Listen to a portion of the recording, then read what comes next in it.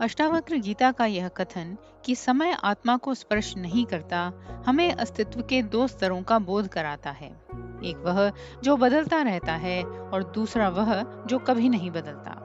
सामान्यतः हम अपने जीवन को समय के संदर्भ में देखते हैं।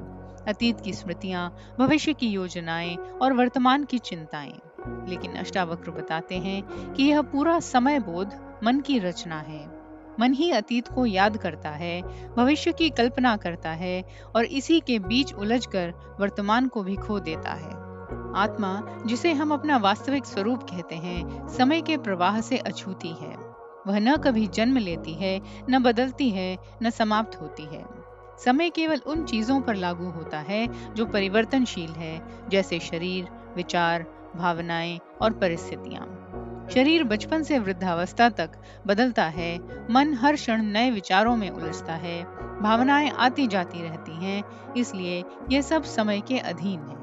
पर जो इन सब को देख रहा है, वह साक्षी चेतना स्वयं कभी नहीं बदलती। वही आत्मा है और वही समय से परे है। अष्टावक्र गीता कहती है कि अतीत और भविष्य वास्तव में वर्तमान में ही मौजूद विचार हैं।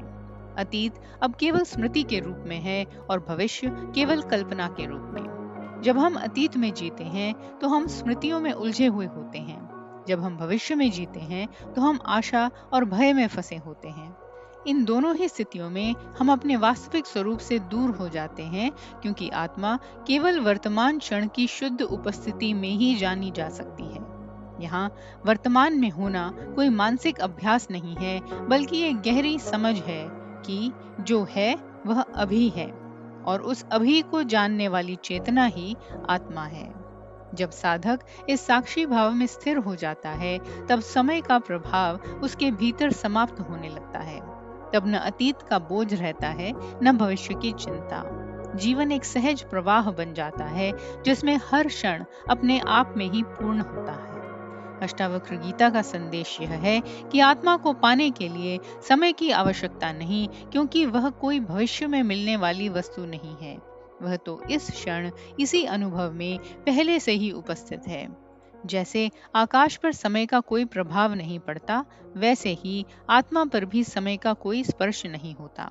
जब यह बोध गहराता है, तब व्यक्ति समय के दबाव से मुक्त होकर शाश्वत वर्तमान में जीने लगता है, जहाँ केवल शांति, स्थिरता और पूर्णता है।